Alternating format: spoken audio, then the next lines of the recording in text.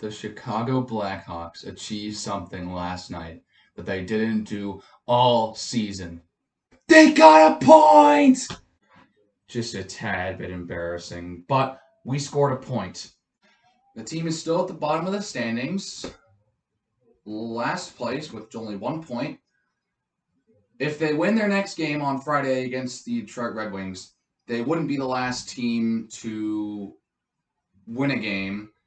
The LA Kings have not won a game yet, barring them winning before the Hawks play on Friday. The Hawks could not be the last team to win a game, which would be honestly shocking. For the fourth straight game, the Chicago Blackhawks let up 5 goals. We still have the worst goal differential by far in the league, and the more frustrating thing is that we've had to use 3 goalies. We've had 3 goalies in 4 games this year. Subban let up 5 against the Lightning. Delia let up 5 against the Lightning and the Panthers. And now Kevin Lankinen made his first NHL career start. And he let up 5 goals.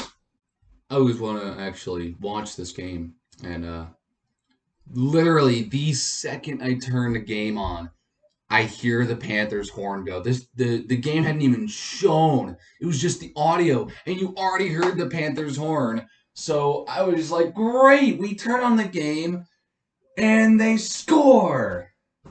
Great job. I didn't really even know what happened there, but all I know is that they scored, and we didn't. So we're already down 1-0. Just slightly bit later, they score again on the power play, and it's 2-0 Panthers. Woohoo! Then the Hawks get a power play, and as the power play is winding down, Kubalik takes a big slap shot. It's stopped by Bobrovsky. It bounces out to, I believe it was Walmark.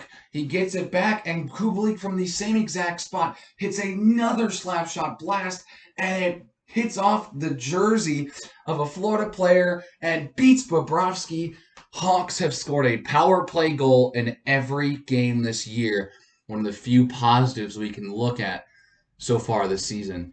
As Kubalik gets his first goal of the year, and it's the first goal scored by a player not on the first line of our offense.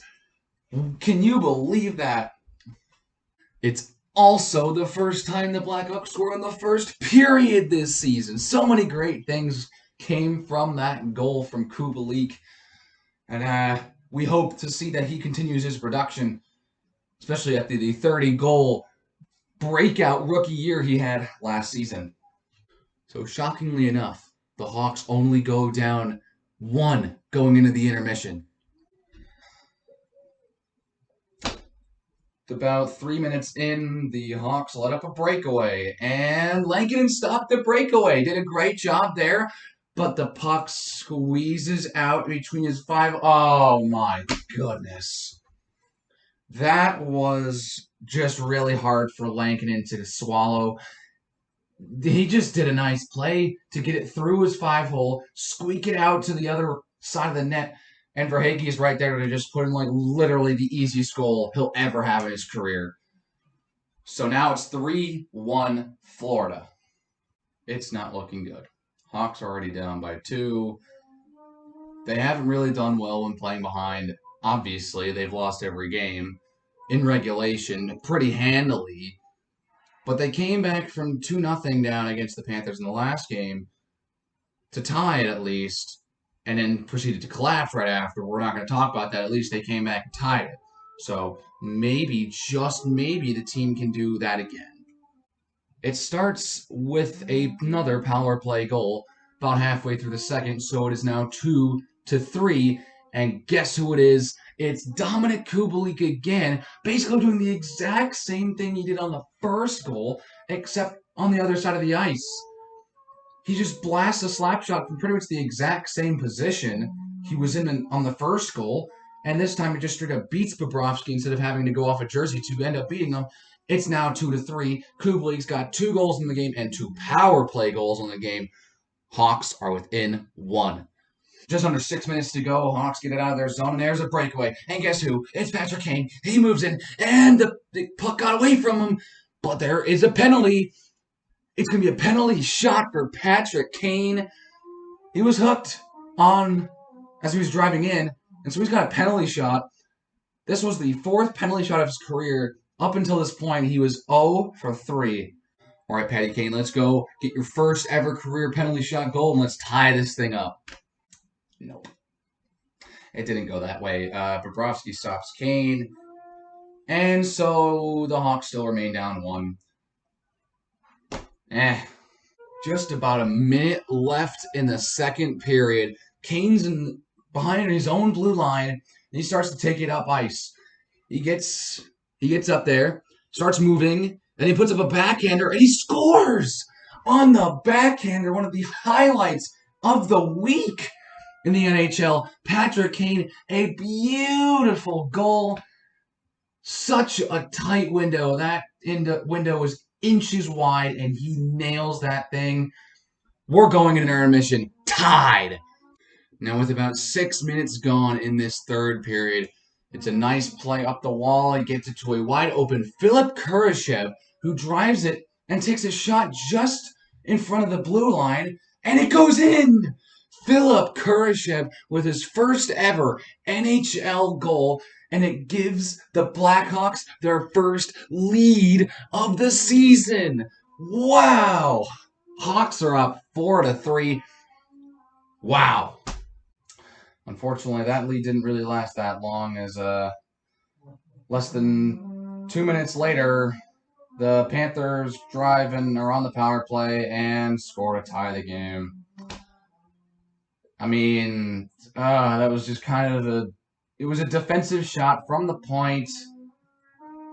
That's a hard one to swallow. Now the game is tied. You finally get your first lead of the game, and just like last game, you finally have some hope. Second straight game where the Blackhawks look like they have some hope to maybe win this game, and then in a very short time frame, the Panthers strike back. Pretty uneventful for the rest of the third period.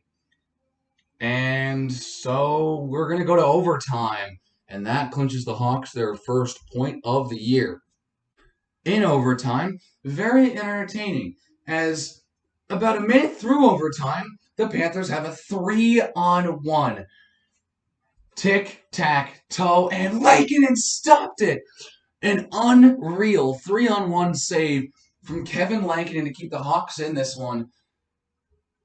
That shows the promise of maybe some good goaltending down the line. Just over 2 minutes to go. Uyghur crosses the line, gets it to Barkov. He gets it to Vetrano, and he buries this game and buries the Hawks. Florida takes 2 of 2 against the Hawks, 4 of 4 possible points. And that's just a hard way for the Hawks to lose, especially for Kevin Lankinen to lose his first NHL start. Not much he could have done there. That pass was so perfect. He did all he could, and it still wasn't enough. Hawks are going to fall to 0-3-1 on the year. It doesn't get any easier. The Chicago Blackhawks get some rest.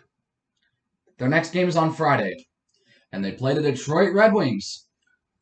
Sure, they've won actually a couple games. The Red Wings have actually won games, but the Red Wings are still the Red Wings. They may have improved a little bit, but then again, these 2 games coming up will truly showcase if this team can beat literally anyone in our division. Anyways, that's going to do it here for me. If you liked it, make sure you hit that like button, and if you really liked it, make sure you hit that subscribe button. You're really going to want to hit that. And without further ado, I'll see you in the next one. Bye.